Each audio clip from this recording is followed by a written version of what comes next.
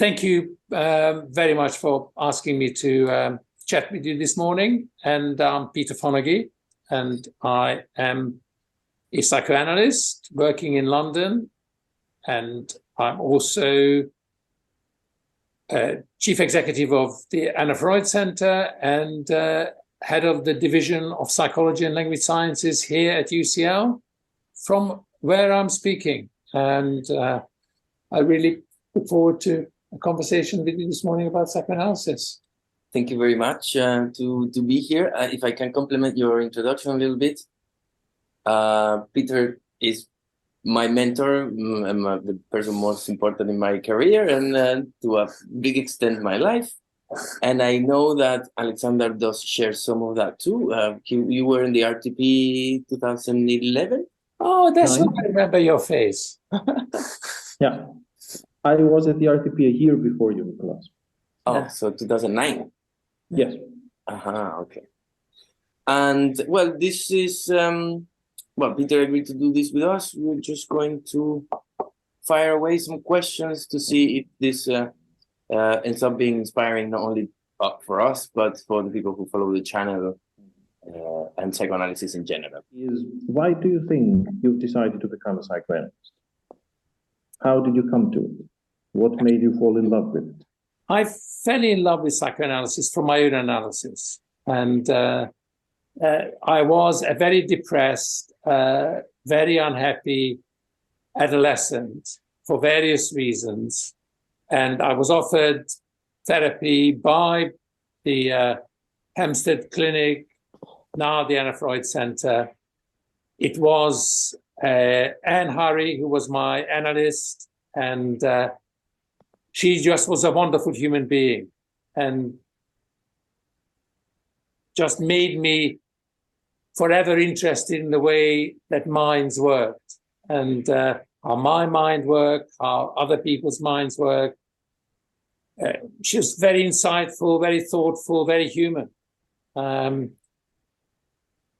Then, as soon as my analysis finished, which was actually in behavioral terms very successful, I had been an educational failure before, and I got a first-class degree at the end of it.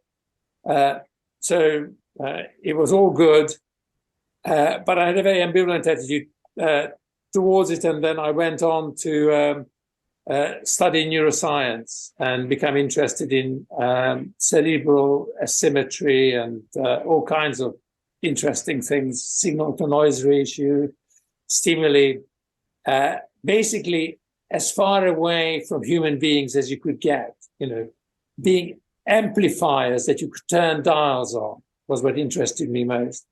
And then I got a job at UCL to teach psychopathology, to teach mental disorder.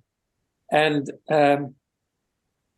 that made me think I should really train as a clinician before I did that.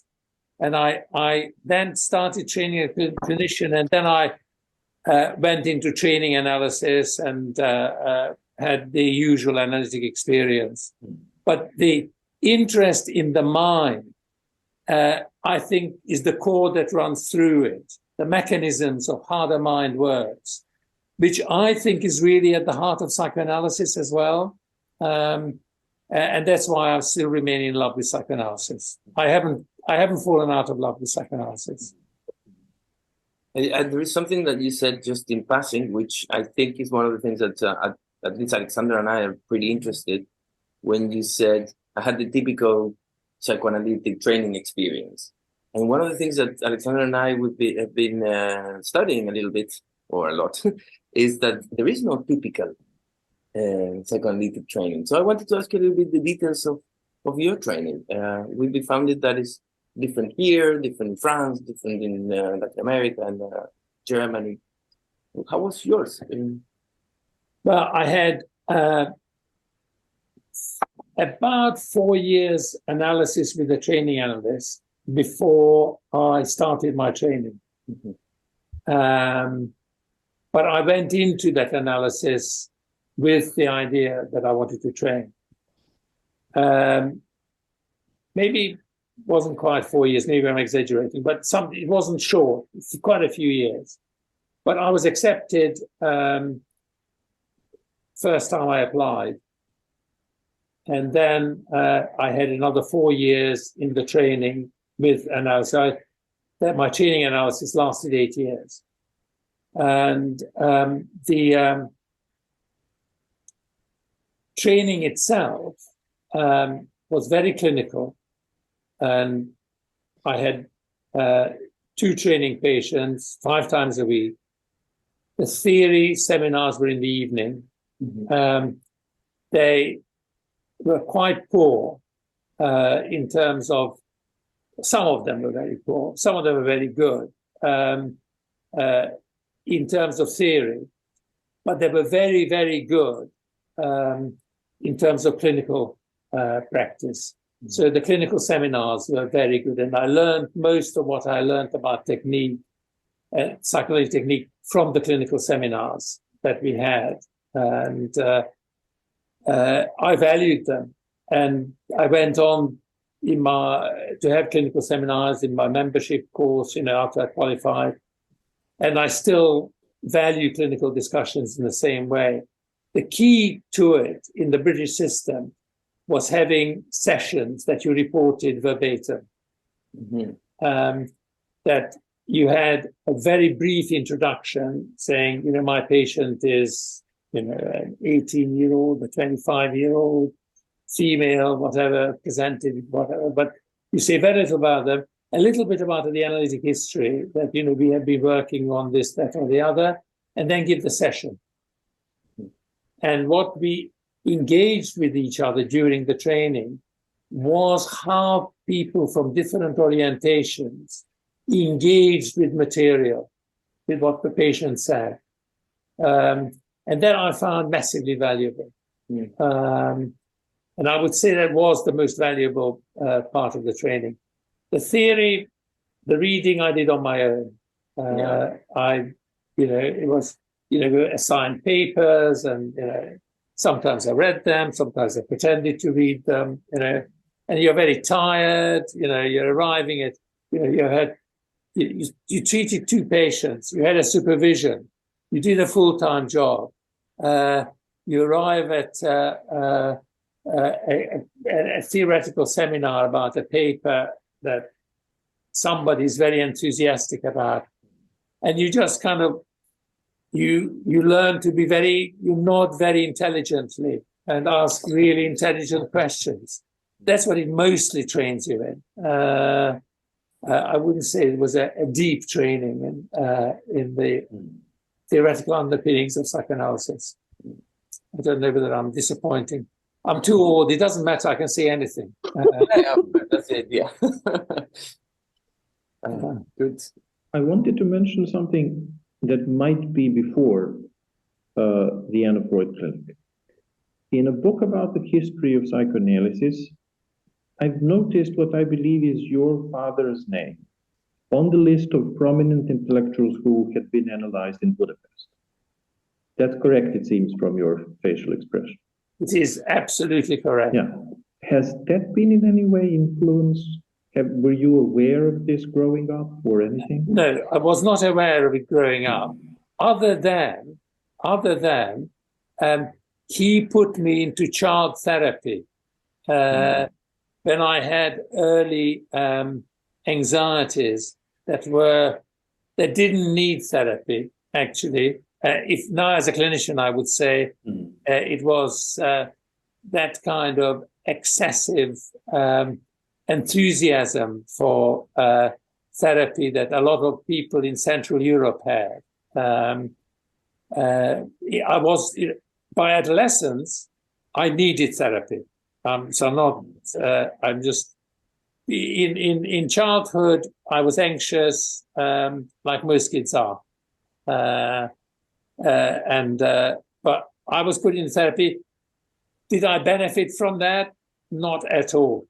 But that would now, in retrospect, made me think that of that interest that he had. And it really wasn't until I became an academic and I became an analyst that my father and I connected properly about analysis. His attitude, I think, was always that I should be allowed to find my intellectual, my own intellectual line, intellectual interest. So there wasn't a lot of psychoanalysis talked about at home around the kitchen table. I would say he didn't ever talk about his analysis, ever. Didn't talk about his ideas, but he was deeply influenced by Freud, as a lot of intellectuals in Central Europe were.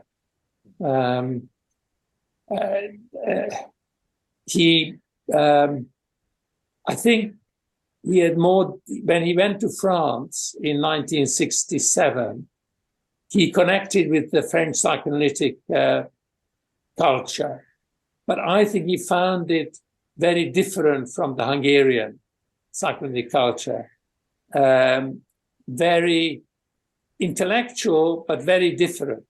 I think he found it a little bit alien. So I wouldn't say he was disillusioned by it. And he wrote some books that were very psychoanalytic. Bas pulsionnel de la Fondation, he wrote in France, but he was, he was no Lacanian, and he found that quite difficult. He was very much a very, very deeply Freudian analyst who even found ego psychology alien.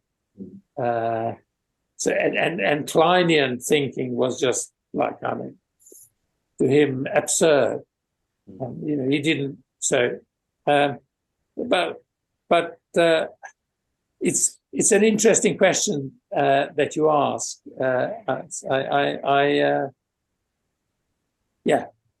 I wouldn't say that was the main reason.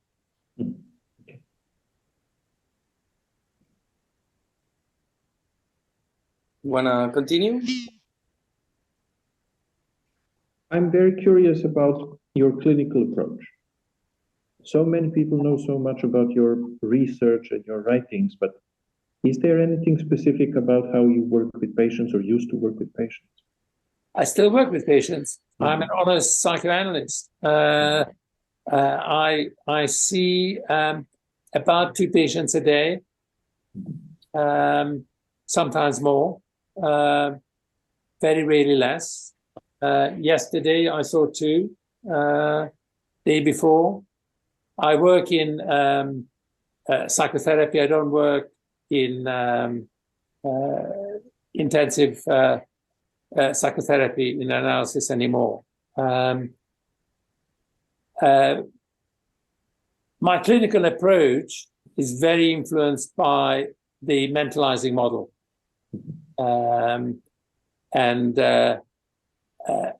I work alongside patients, exploring their mind. Very much how my analysis was with my first analyst, Anne Harry. We explored my mind together. She interpreted, but not kind of an id interpretation. Very rarely, maybe at the end of the session, she would give an id interpretation of how this related to whatever the Oedipal anxieties might have been that made me talk about it. But most of the time, she related to me as a human being and thinking alongside me about my life. And that's how I work with patients. So it's very much in the here and now, trying to be very relational. I feel I discovered relational psychoanalysis before relational psychoanalysis discovered itself. So it's very relational. It's all about the patient's relationship with other people, including me, what they think, they feel about others. I do very brief interventions. I don't do long interventions. It's oftentimes in the transference. So it's oftentimes thoughts that they have, we work in mentalizing world we call relational mentalizing. So, what they think about the therapy, how they see the therapy, and how they have what implications what they bring might be to their thinking about their experience with me. That's pretty much it. If you give me a clinical example, I'll illustrate. So you role play the patient, and I'll role play the therapist. Just have to. I find it very encouraging how you describe this long-lasting positive effect of your first analysis. Sounds really heartwarming in a way. It's also very genuine. Yeah, of course. It's I can give you a little episode that I'm sure that Nico has heard me mention from an analysis.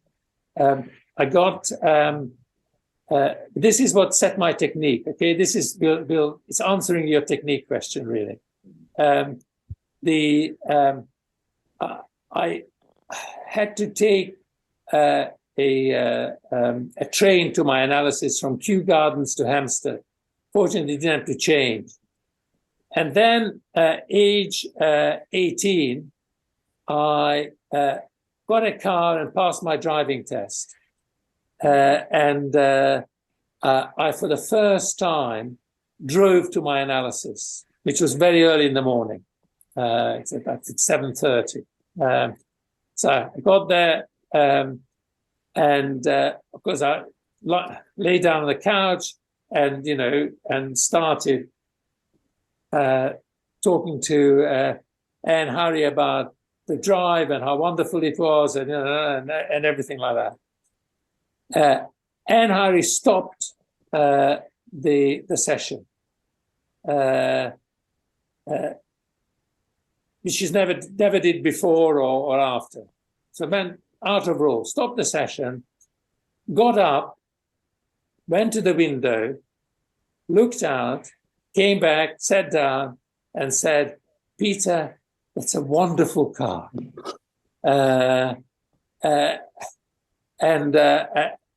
That was that made the whole world of analysis very live for me.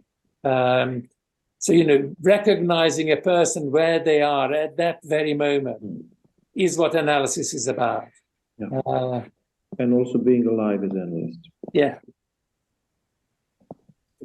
What car was it? It was a Ford Anglia, which they don't make anymore. The valuable thing about the car was its number plate, which was OBG13. I could now sell that for thousands of pounds if I kept it. Because in England you can keep your number plates and sell them. So somebody who's Oscar Benjamin Grunberg or whatever it is would pay £1,000 for a number plate like that. Yeah, with their initial. Sorry, this is not relevant to psychoanalysis. I had to ask you. Yeah.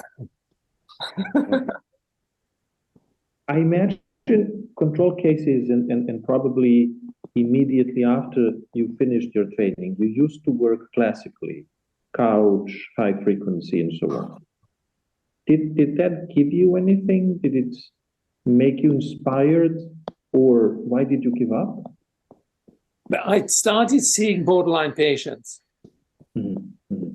I developed an interest in borderline patients for several reasons, not mainly because they were very prevalent in analytic, in certainly for analysts who couldn't charge very much. They were the patients who were more likely to present.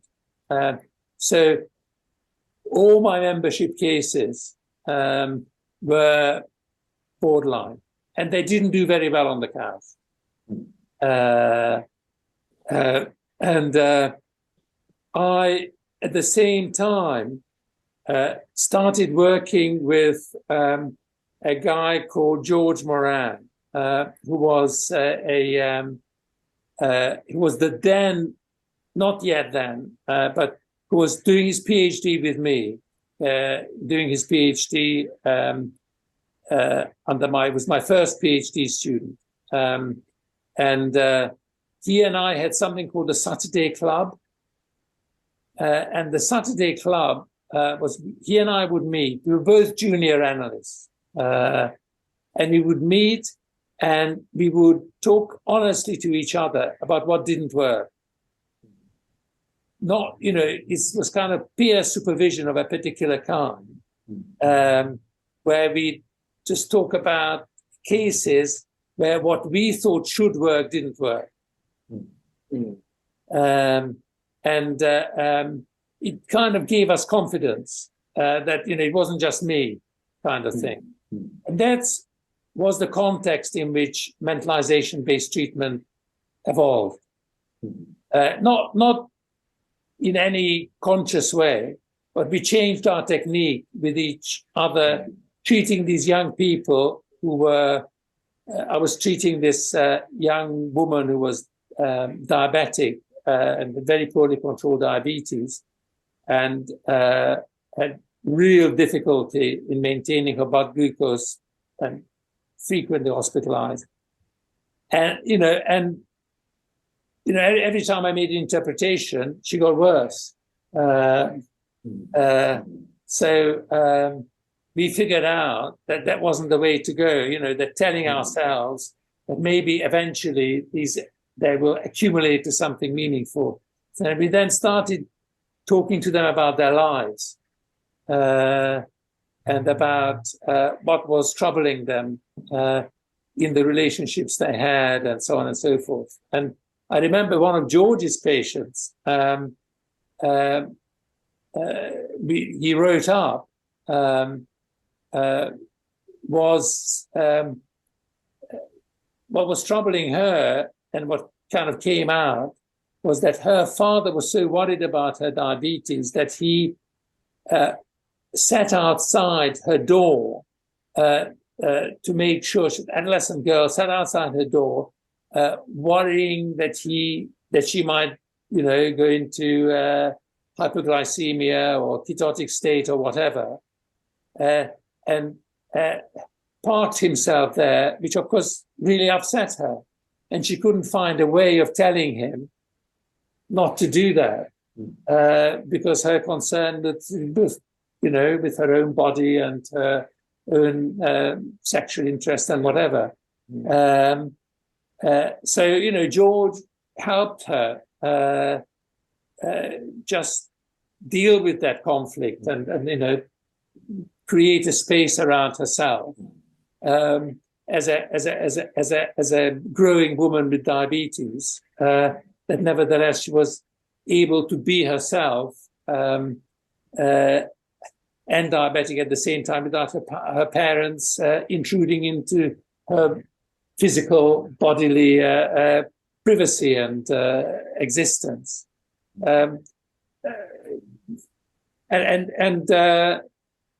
We gradually found that to work better than the traditional psychoanalytic explanations about Oedipus and her interest in her father for his sexuality, or his father's interest in her sexuality. We talked more about their feelings about privacy and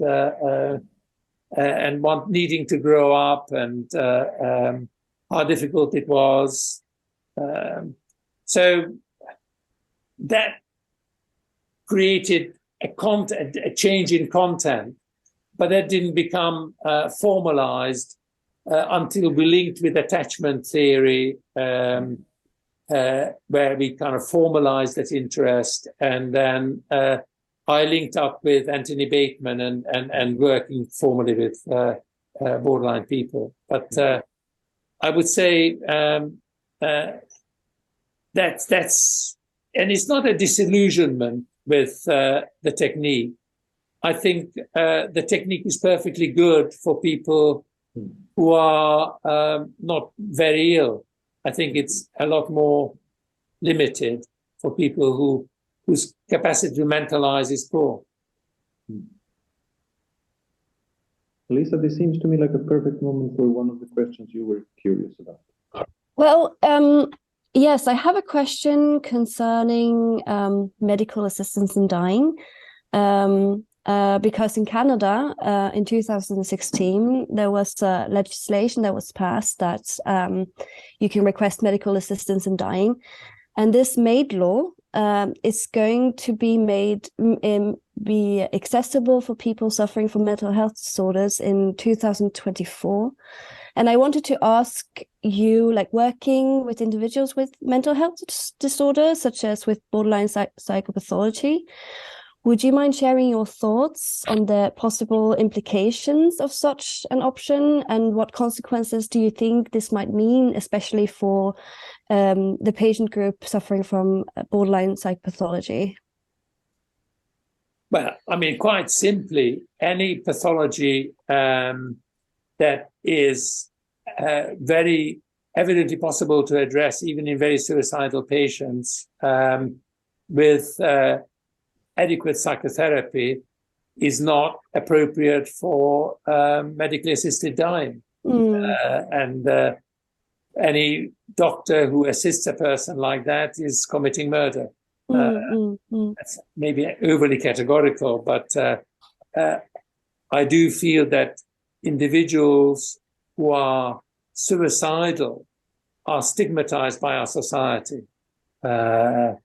And are oftentimes not offered adequate assistance because of that stigma. They don't deserve assistance because they're bringing it all on themselves.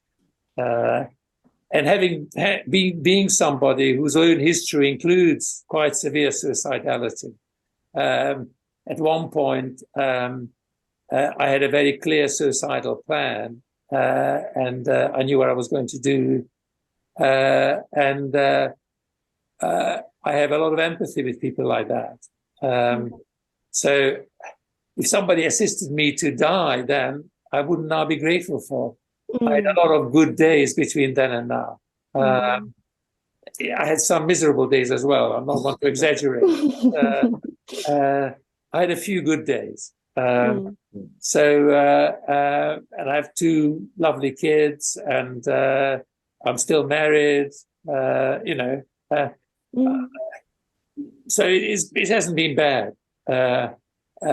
So I would now be really cross from up there if somebody had assisted me to die at that age. So I'm very categorical, as that's why I'm quite categorical. Having said that, there are people who suffer a great deal. There are people who suffer a great deal and are no longer able to request that kind of assistance, who have severe dementia.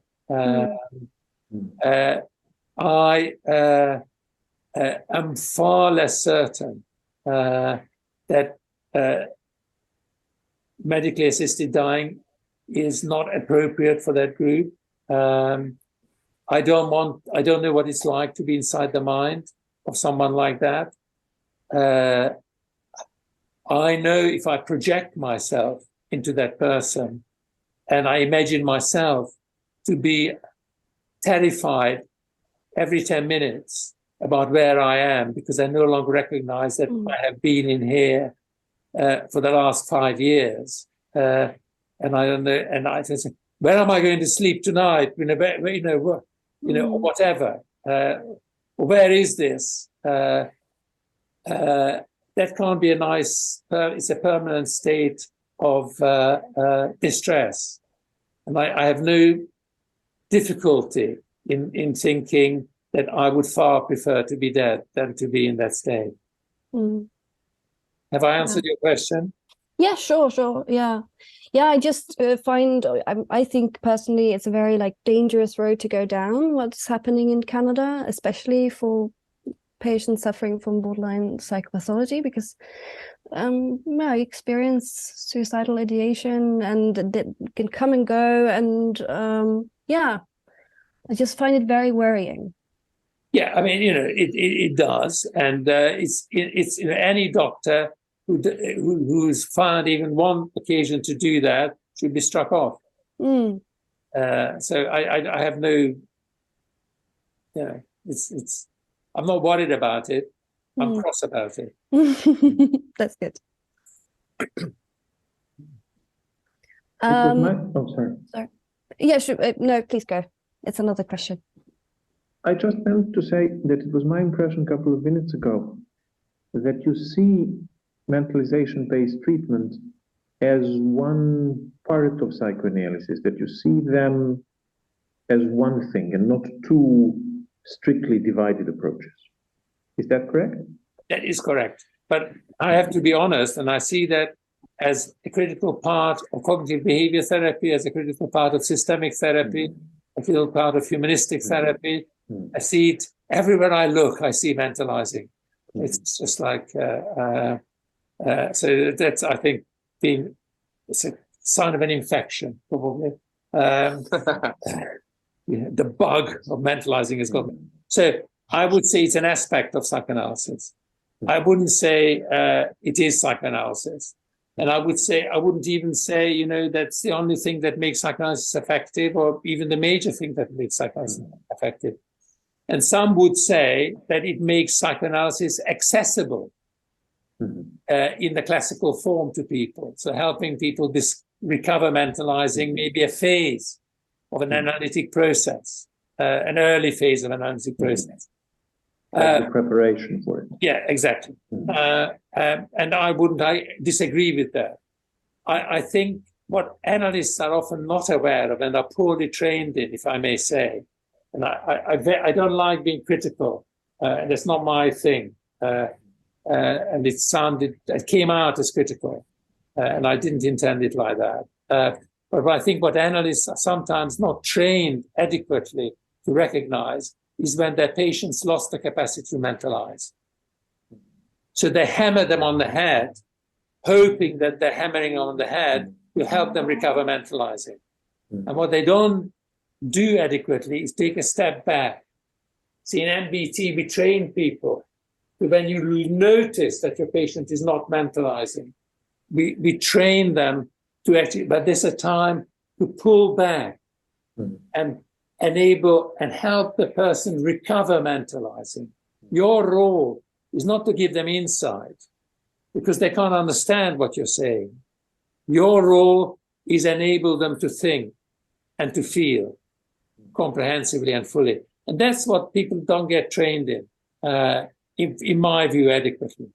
So a little bit of MBT training as a part of analytic training, to me, would be good. Have I ever been asked by the British Psychoanalytic Society to do any training or even give a lecture? No. Not a lecture?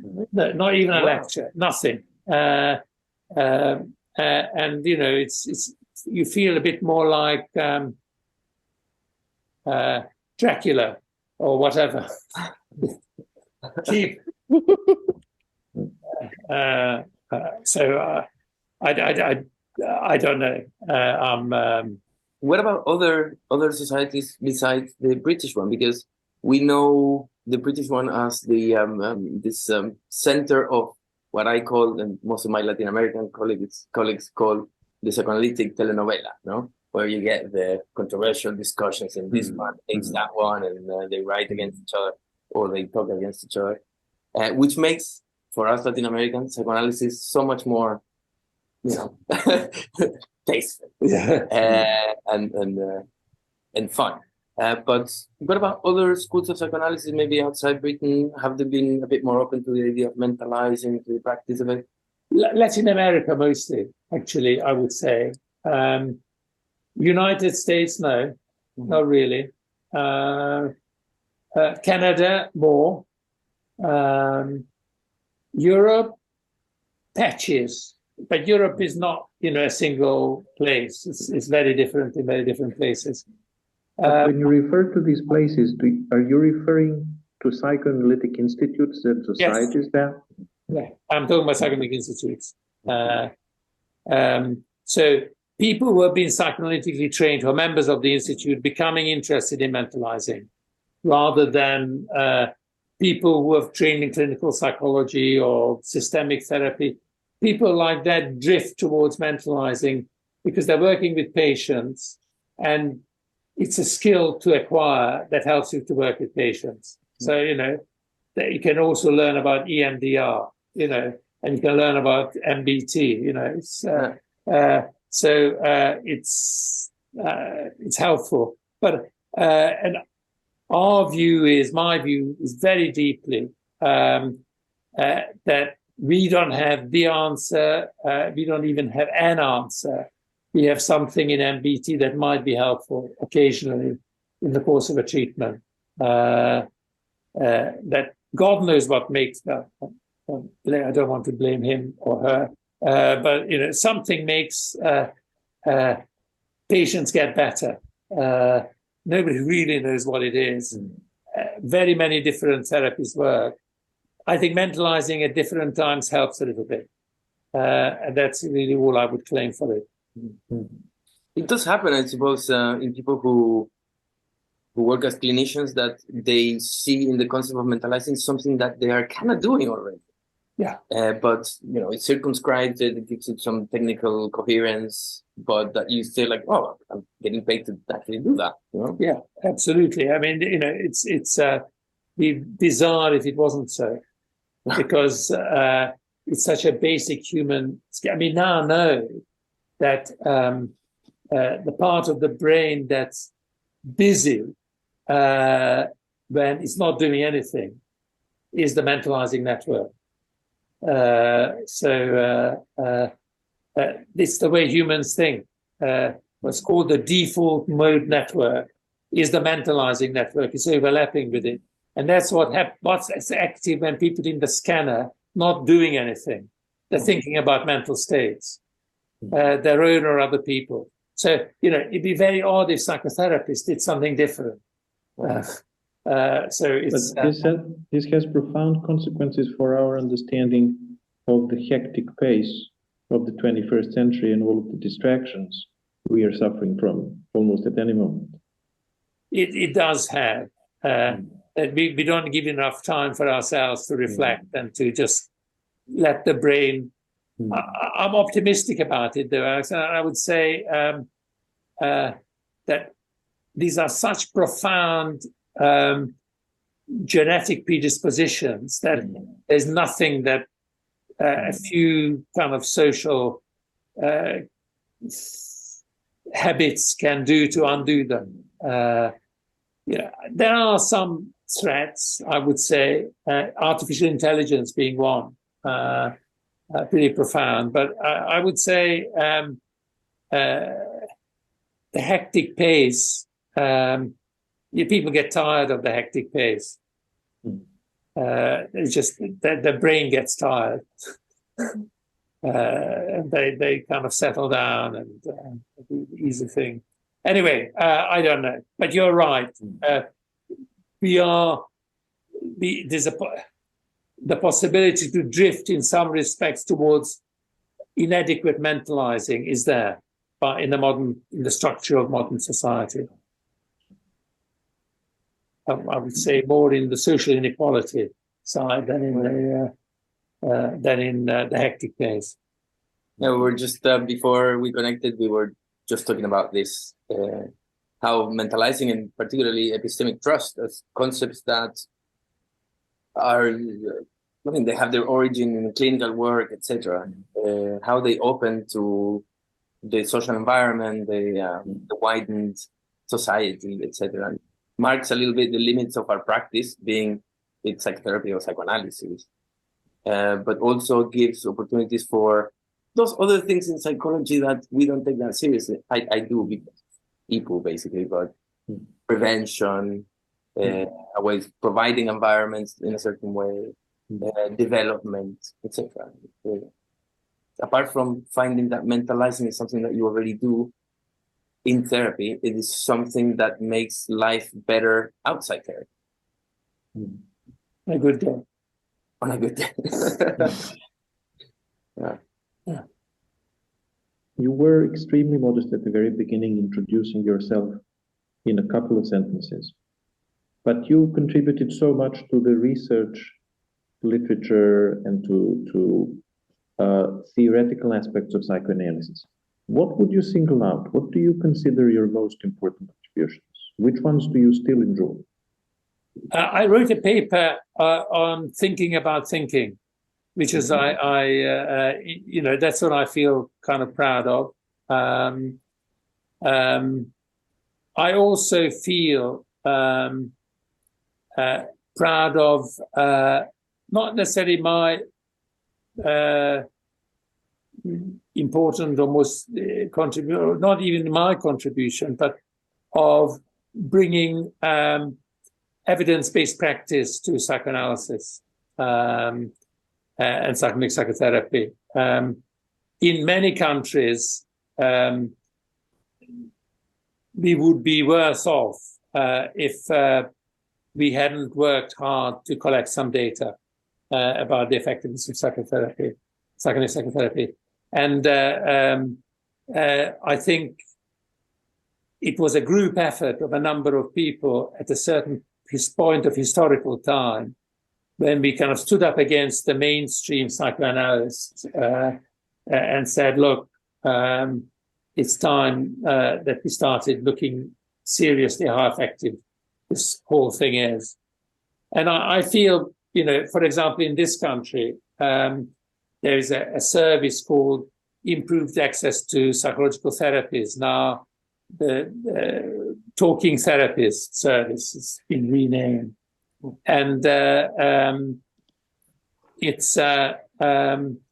it includes psychoanalytic psychotherapy called dynamic interpersonal therapy, because we've done empirical research on that and because we got a randomized controlled trial.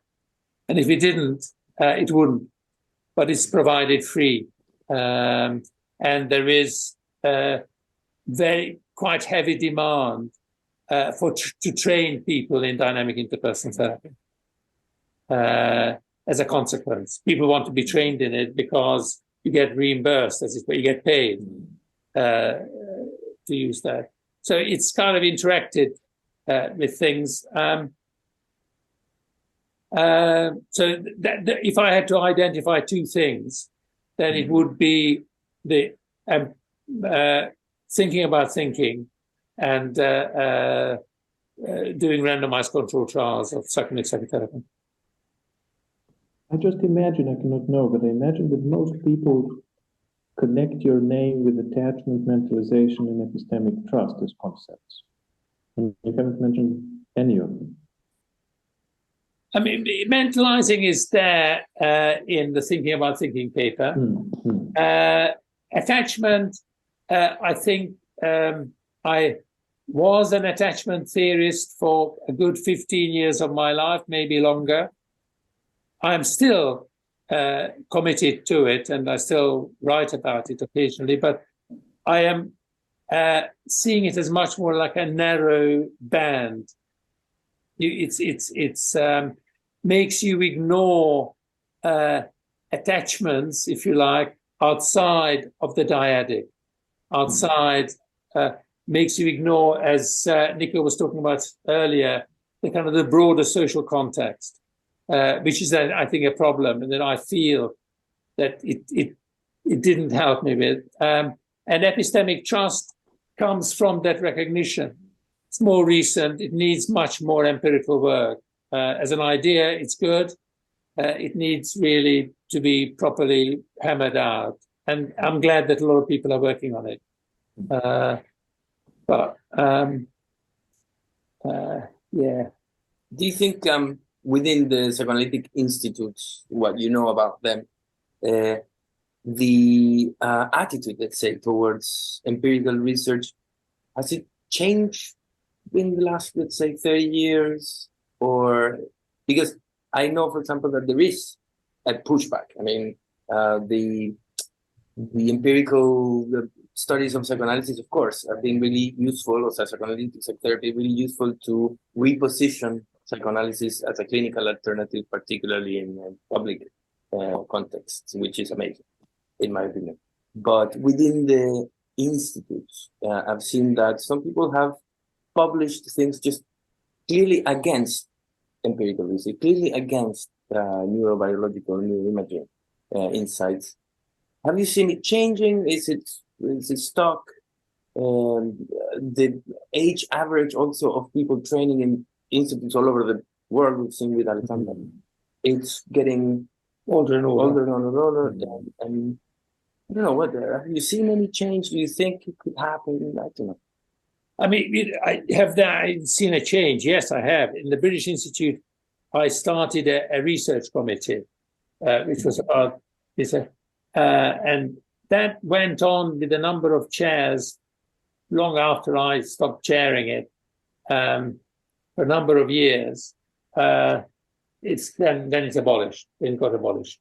It was, don't know, I wasn't by then there to see why, but it was abolished.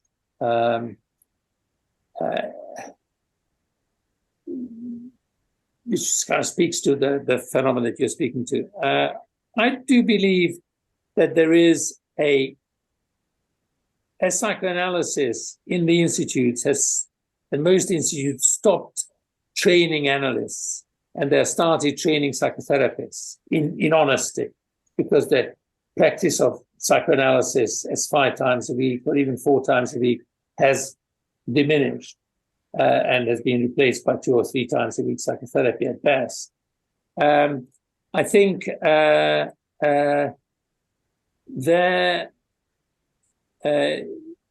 it's inevitable that their lives became more governed by the external reality of empirical reality, and they couldn't avoid it anymore. So I think I can understand a theoretical push against it, because no one likes reality.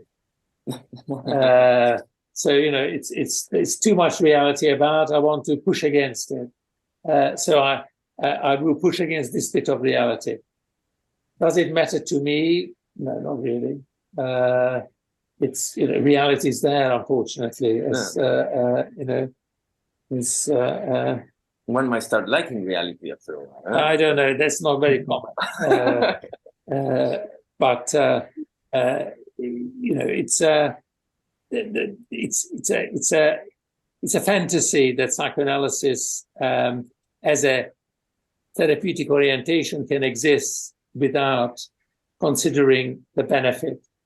I think psychoanalysis is an enormous amount to contribute to making sure that what we measure are not symptoms, not distress simply. Because at the moment, what is measured is what's easy to measure, which is distress. But that we measure the difficult things.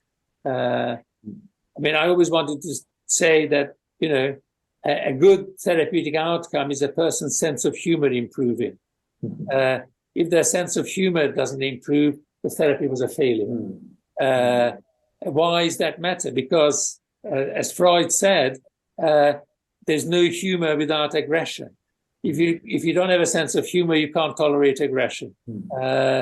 You tolerate aggression, you're starting to laugh.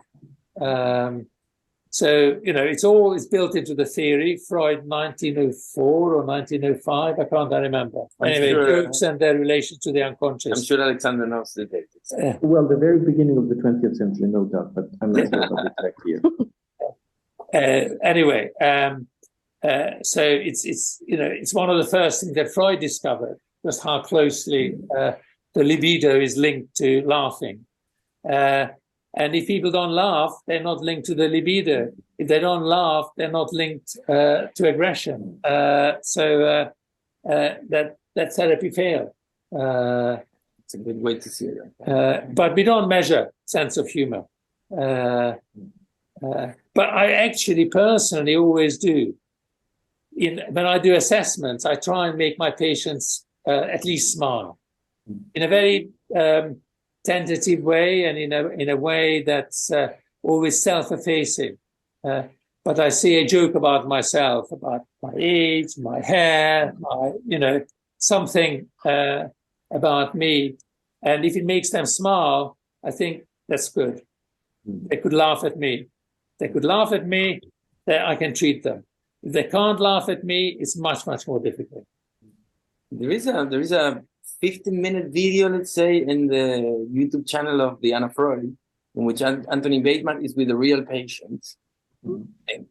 And it's a 15 minutes that go really dark at some point, etc. And the patient starts getting a little bit dysregulated. And it ends with a joke. And it's closes so well. This is what you're... Yeah. I don't know if you've seen this video. Yeah. It's marvelous, and it has to do with this sense of humor that just explains so well. And I think, do you think there is any empirical way to measure this? I'm sure there is, and I'm sure it's not going to be me. That it's going to be some hapless master's student at the EPU that gets burdened with this task. There is research on humor. I'm not really familiar with it, but I know there are people around the globe who are doing something about psychology. I don't know any studies, Alex, that actually use this as a measure of psychotherapy outcome. Do you? No psychotherapy, but people are interested in where humor comes from and different types and so on. Yeah. That is, I'm sure, is true. Not linking it to the therapeutic relationship. Being able to laugh at your therapist, or at least smile at your therapist, I think is a clear indication that you've done well in the therapy. Going back to my first analysis, that was one of the things that had really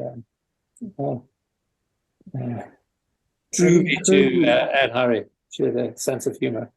She laughed at my jokes for a start, and then she made jokes as well. She made me laugh. Having heard you speak so fondly of your analyst, I'm curious about your possible intellectual academic mentors or supervisors or people you learned from how to become a scientist and so on. Yeah, I mean, there is in the analytic world, Alex, there's one person, well, two, who really influenced me. The person who influenced me most is Joseph Sandler, unquestionably, who I think is one of the great unrecognized thinkers of the psychoanalytic community. And I when I was asked, I no longer am, but when I was asked to teach at the Institute of Psychoanalysis, I was asked to teach about Joseph Sandler. But I think they cancelled those lectures as well. Not just because of me, they cancelled. It wasn't, of Joe Sandler wasn't sufficient interest. And what he did was really try and systematize and minimize analytic theory, make it not to carry such massive weight of assumptions, but actually to get it into a format and shape that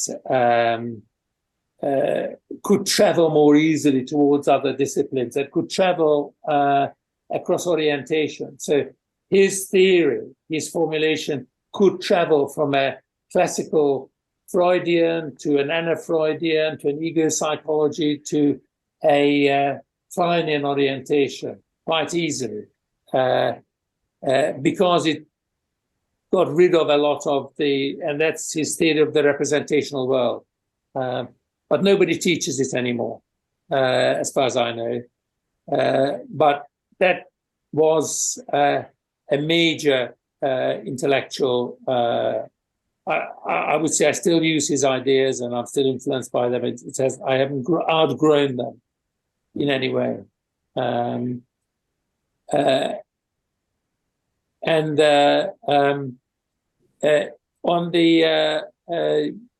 my kind of other side, it's less easy to identify someone like Ellen Kasdan, who probably none of you know, influenced me a lot. He's a child psychologist, who's president of the American Psychological Association, but he wrote about evaluating child therapy and was kind of an outcomes person, and his original training was in CBT, but was very, very open to other orientations, including the analytic, and was director of the Yale Child Study Center for a while after Donald Cohen died, and he was the first non-analyst director of the Yale Child Study Center. And I have to say that he did his term, but the way that the analysts treated him at the Child Study Center was really not good, because he was very open in his mind, but they weren't very open to him, because he was, for two reasons. One, he was a psychologist, not a psychiatrist or a physician, and the other is that because his original training was in CBT. And how did he actually influence your work? Sorry? How did he actually influence your work? It's my attitude to evaluation of psychological therapies is very influenced by his attitude of measurement and openness and manualization, and what he wrote about, and also single session, looking at single session outcomes and single case studies, and a lot of the things that I believe in terms of evaluating psychotherapy actually are originally his ideas. And I borrowed it from him and kind of imported it into the kind of psychoanalytic community, pretending it was all my idea. I really feel about it. But so I would say Sandler and Ellen Kasdan would be the two people. Have you ever worked, I know you have been in contact, but have you ever worked with John Bowlby or studied with him? John Bowlby, I was as a junior lecturer at UCL, appointed as the college liaison officer to the Freud Memorial Professor. And that was because I was interested in psychoanalysis and I was a lecturer in psychology. And there was nobody else who was interested in psychoanalysis in the psychology department. So it wasn't through any other attribute except that I was appointed in this august position. And John Bowlby was a Freud Memorial Professor. So for a year or so, I worked with him quite closely, organized his seminars, organized his lectures, got his audiences together. I was put in charge of being the person who arranged, it was an administrative post, really. But I worked with him then, and he was very nice to me. The only influence I had on his work was introducing him to some work on perception, on low signal to noisy issue stimuli. It found its way into he was writing at the time, he was writing the third volume of his trilogy. And he actually includes, not me, but includes the literature that I referred him to in the third volume of his trilogy. So that was the closest I got. And I interviewed him as well for the Institute of Psychoanalysis at the time. Was that ever published? The interview is a video interview. Oh. So I think it's there in the archive somewhere, or the archives of the British Psychoanalytic Society. It's wasn't the best interview ever. But he talks about his work, and it was a friendly interview, but not very searching. Anyway, I was in awe of him. Yeah, but I imagine that you would be in awe of him. Yeah.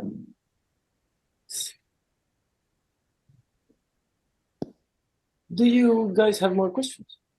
I would like to. Oh. Sorry, it seems like my phone is now, the battery is getting low. I have all sorts of technological problems today. I wanted to ask you something about your vision of the future of psychoanalysis.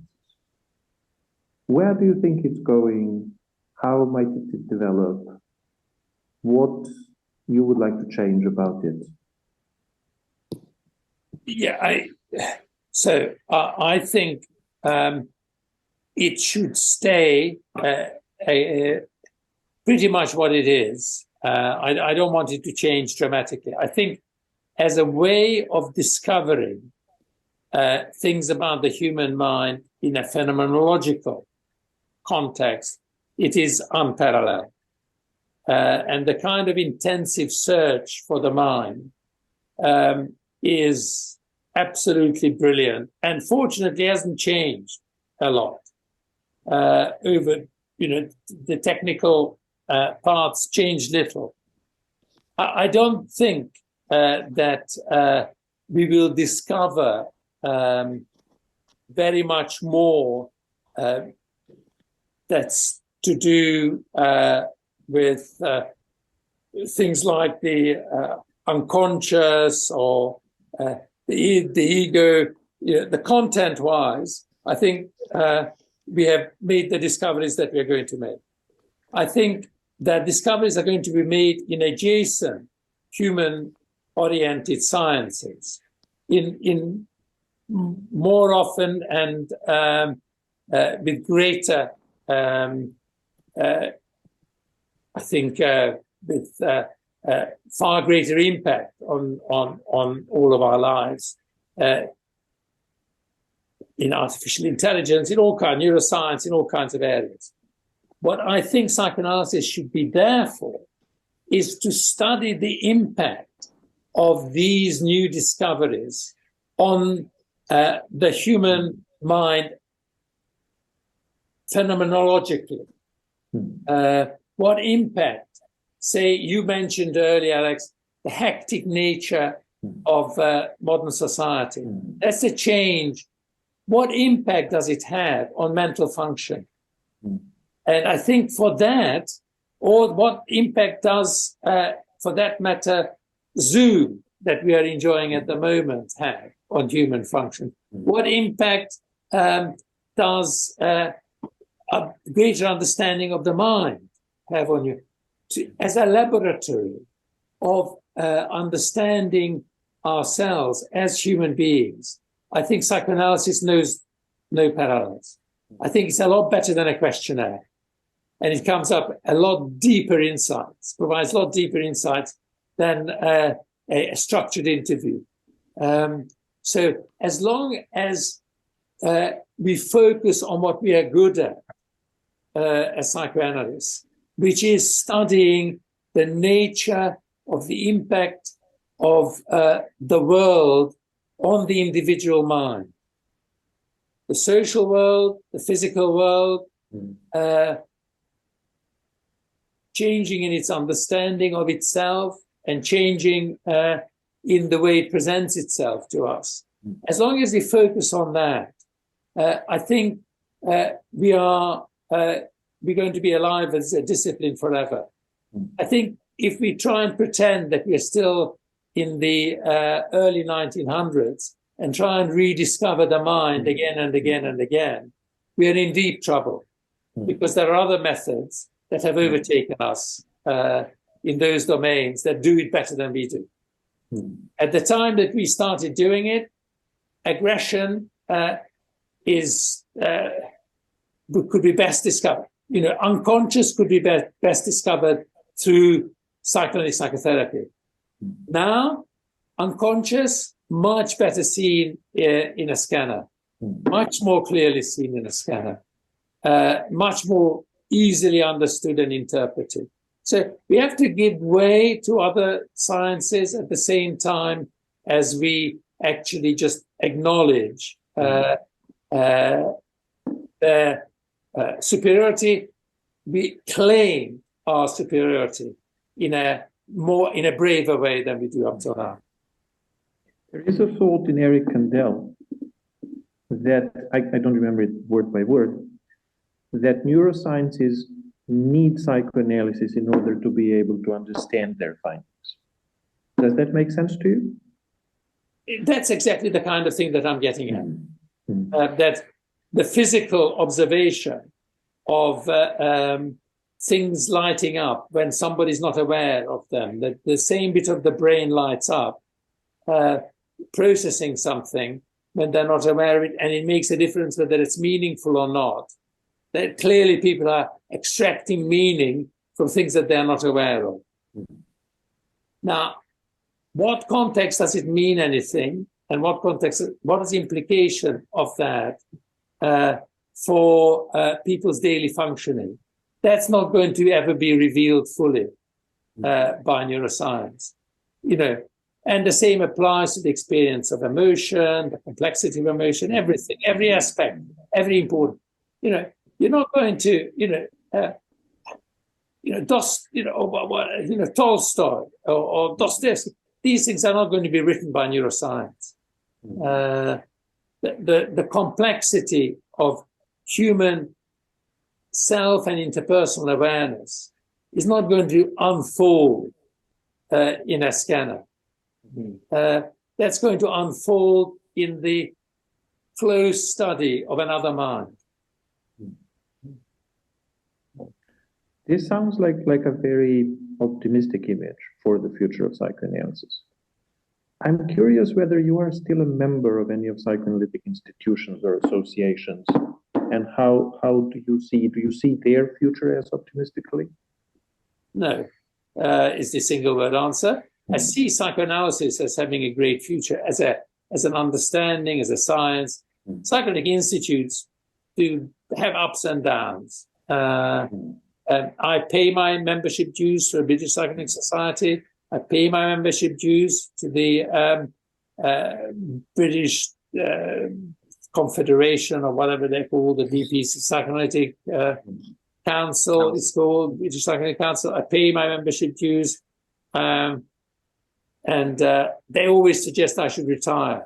And I always say, I'm not retired, I'm still practicing. So I don't take advantage of the elderly get this benefit. And I also, on the buses, I could travel free, but I never travel free on the buses. I'm still employed. But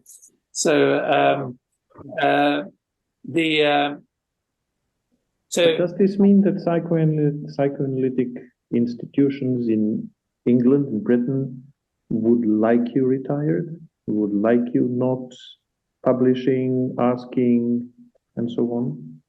I don't know. I mean, that makes me sound more important than I am. I mean, you know, it's not that they care one way or another. It's really they have benign neglect, I would say. They don't care whether I'm there or not. And I don't mind. We kind of coexist, much the same way that people kind of coexist when they live in apartments next door to each other, and they don't, they say hello when they meet, but they don't really care what happens in the other apartment, and they don't care what happens with me, and and I think that's fine. I don't want to. The last thing I want to do, Alex, is to influence psychoanalysis. I don't, as I said, I mentioned it would be good if analysts were a little bit more aware of when their patients are no longer mentalizing, when they say that. But, they do what they do, and that's fine. And I admire it. Sometimes I am slightly worried or anxious institutionally. They are not as aware of their limitations as they should be. That they claim to be able to do things that I don't think they can. And that really refers to the treatment of more severe mental disorders. But that's, I don't think that, to claim that in a blanket critical way would be wrong. I don't think that everybody's like that. But I do think that does happen. And that's an institutional thing.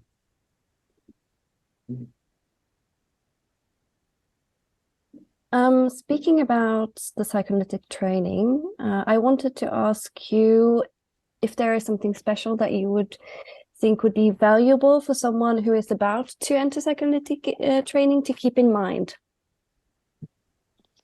Yes, openness. Mm-hmm. I would say in one word.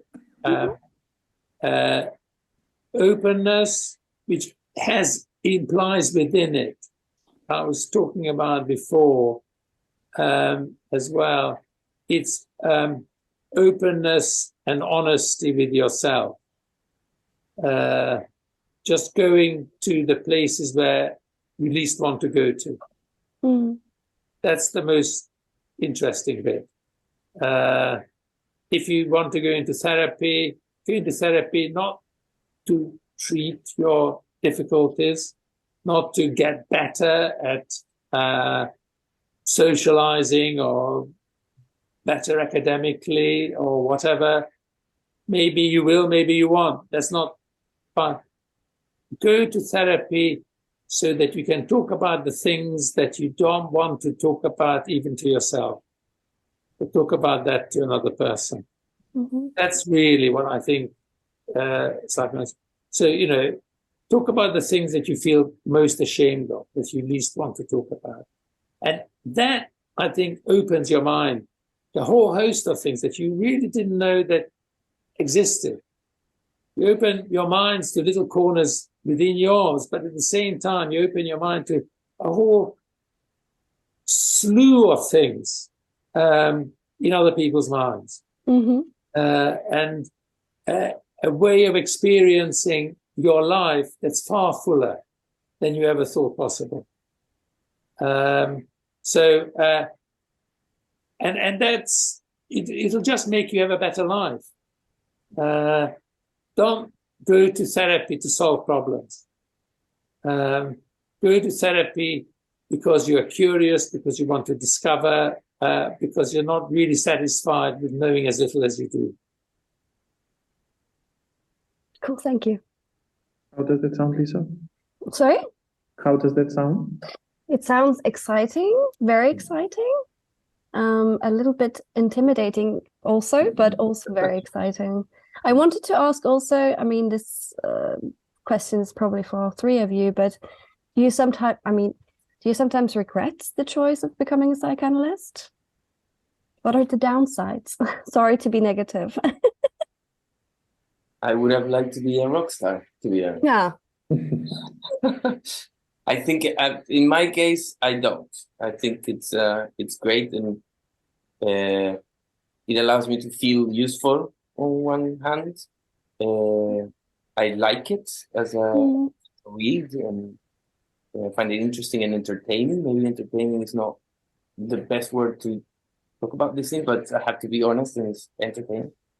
And I think psychoanalysis has this thing, like maybe in its history, that it's been always open to other disciplines and sciences, some of them not even connected to mental health, like art, all kinds of art.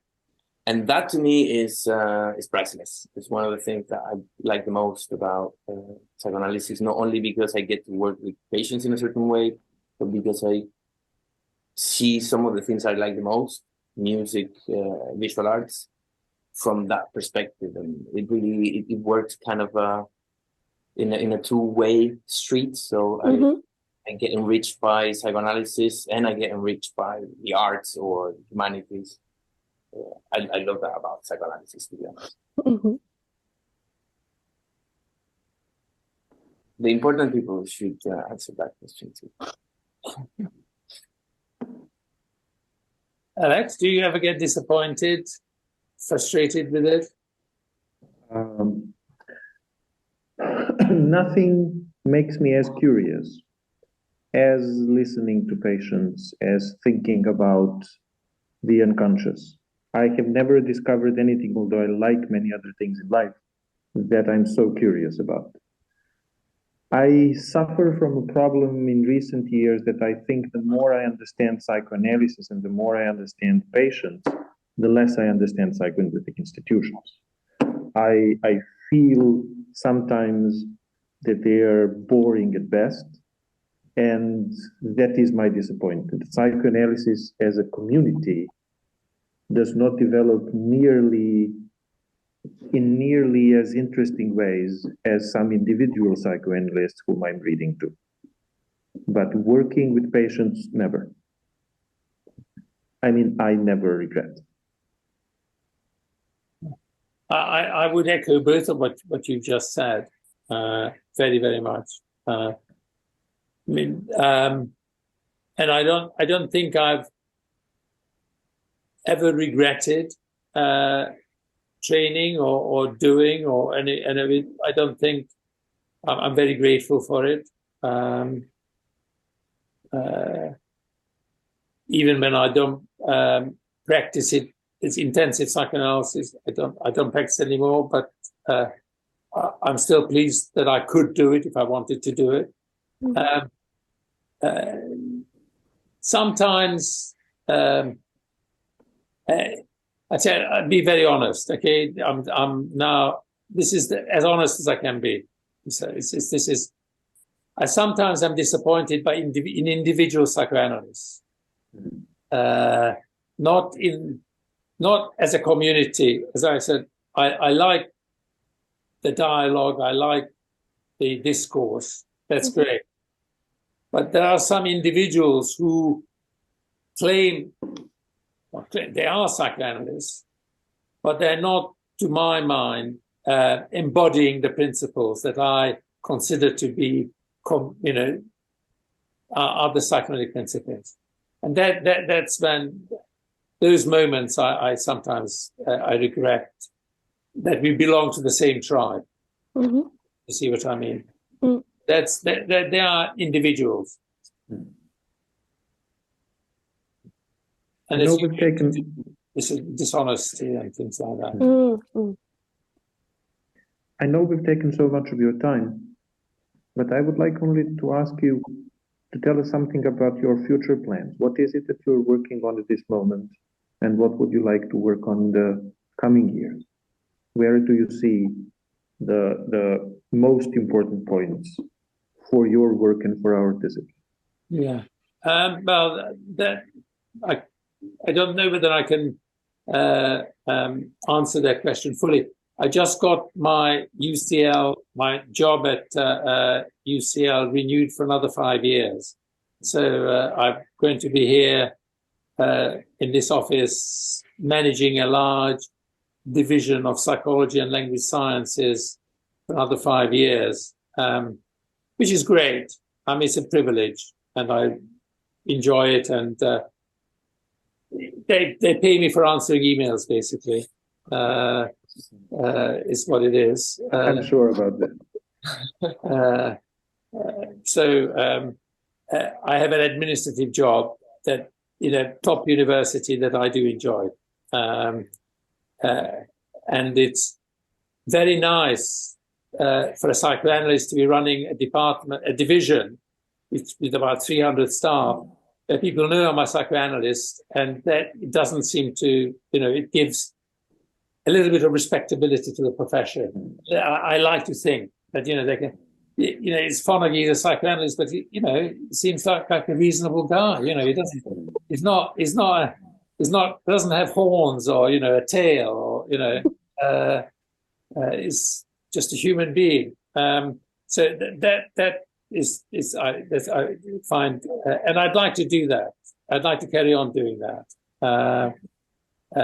For the next 5 years, which is a kind of popularization of psychoanalysis in a very human, very low level of just people accepting that there is somebody who's a scientist in a scientific department that does psychoanalysis.